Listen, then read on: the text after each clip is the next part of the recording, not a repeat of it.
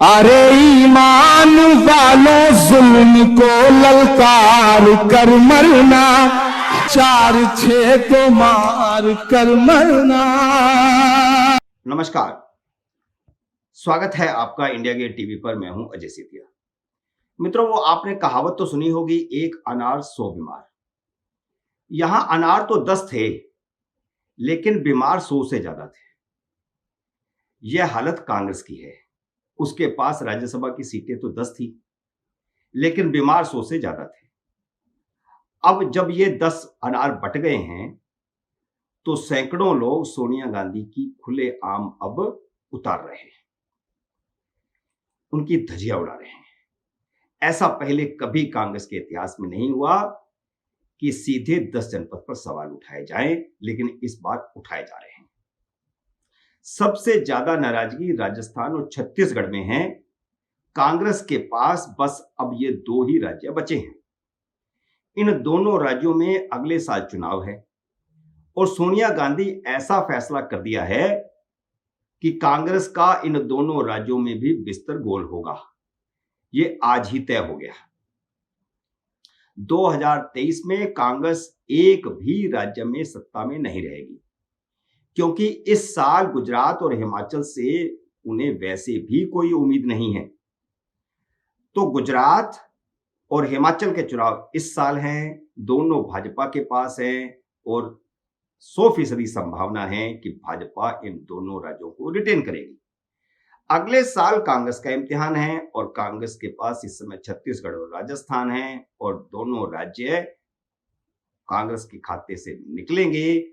इसकी भूमिका सोनिया गांधी ने आज ही तय कर दी, क्योंकि इन दोनों ही राज्यों में जो राज्यसभा की सीटें थी वे लोकल लोगों को, लोकल नेताओं को नहीं दी गई, जिससे दोनों ही राज्यों में बवाल खड़ा हो गया। राजस्थान को कांग्रेस की 4 में से 3 सीटें मिलेंगी।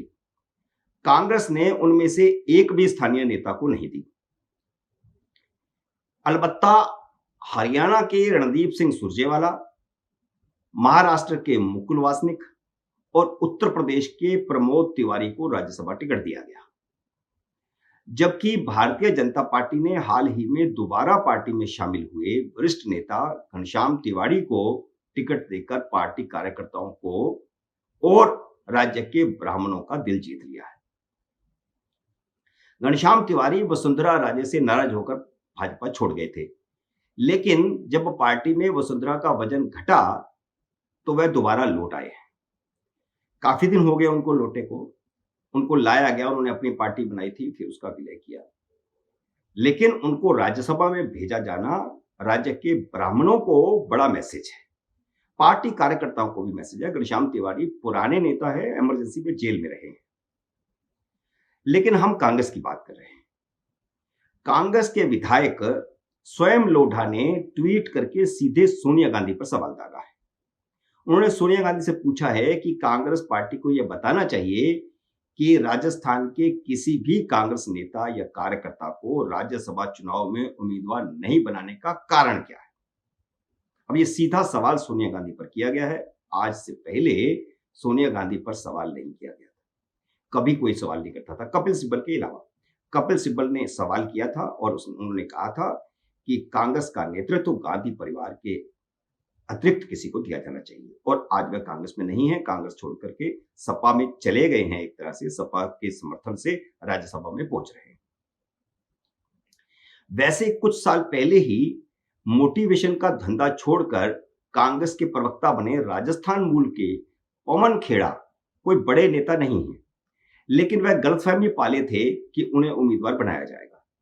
जब उन्हें उम्मीदवार नहीं बनाया गया तो उन्होंने ट्वीट किया, शायद मेरी तपस्या में कुछ कमी रह गई। अभी कुछ साल पहले कांग्रेस में शामिल हुए और तपस्या की बात कर रहे हैं, और कांग्रेस में तो 30-30 साल तपस्या वाले हैं। उनके ट्वीट पर सबसे जोरदार ट्वीट कांग्रेस की दूसरी प्रवक्ता नगमा का रहा। उन्होंने ट्वीट पर रिएक्शन करते हुए लिखा, शायद मेरी तपस्या में भी कमी रह गई।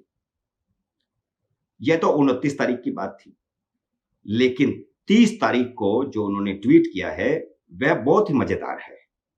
वह भी सीधा सोनिया गांधी पर सवाल है।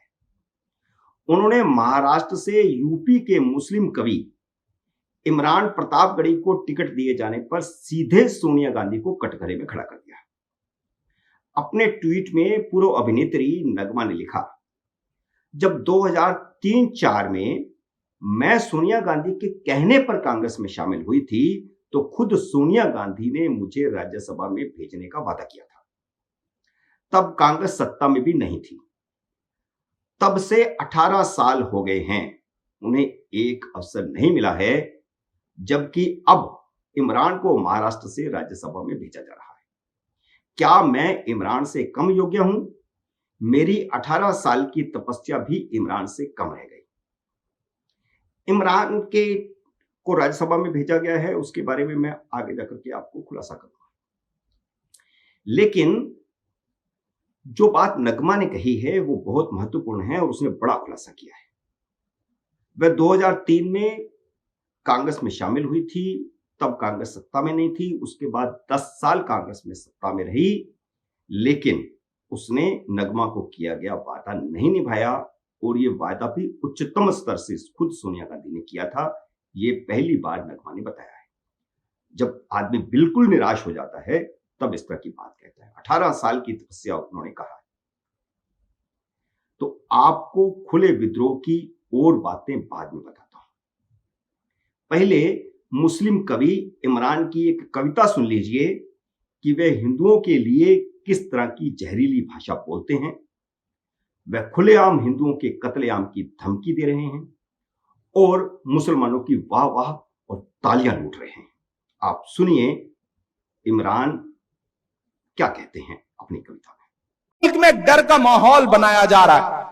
कहीं कोई सड़क पर कोई मासूम इंसान, शरीफ इंसान तन्हा जा रहा है, उसे पकड़ो और मार दो। ये एक खौफ पैदा करने की कोशिश की जा रही है। मैं तो 4 मिसरे पढ़ता हूं बतौर सलाह, और ये मेरे दिल के जज्बे भी हैं। मैं चाहता हूं कि इसे अपने साथ जरूर लेकर के जाएं कि न बुज़दिल की तरह तुम जिंदगी से हार कर मरना, न बुज़दिल की तरह तुम जिंदगी से हार कर मरना। अरे ईमान वालों जुल्म को ललकार कर मरना।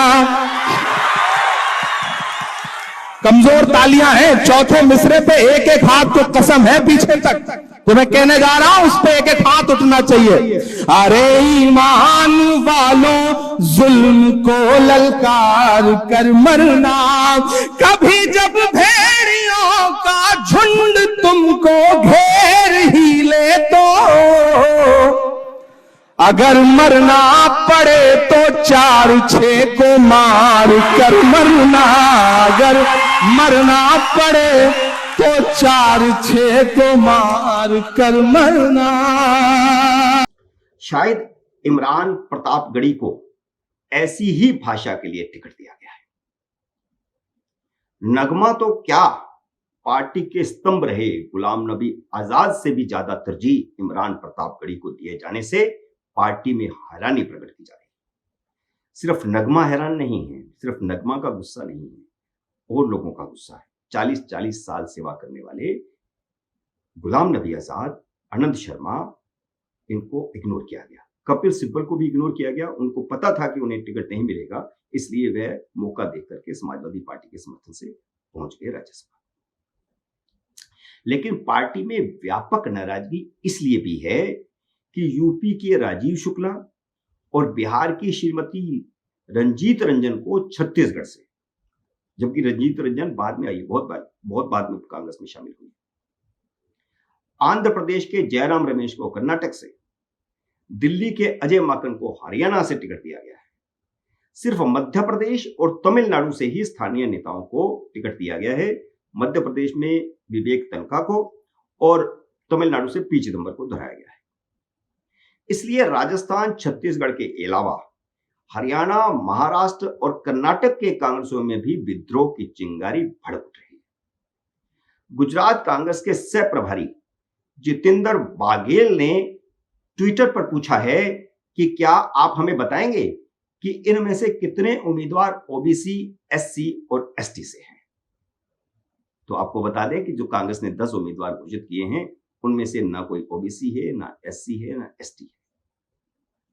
मित्रों, उम्मीद है मेरा यह वीडियो आपको पसंद आया होगा। इसे लाइक करिए, शेयर कीजिए और अगर आपने मेरे YouTube चैनल को सब्सक्राइब नहीं किया तो इसे सब्सक्राइब भी कीजिए, घंटी का बटन भी दबाइए ताकि जैसे ही मेरा नया वीडियो आए आपको सूचना आए। मेरे नए वीडियो का करिए इंतजार। तब तक नमस्कार।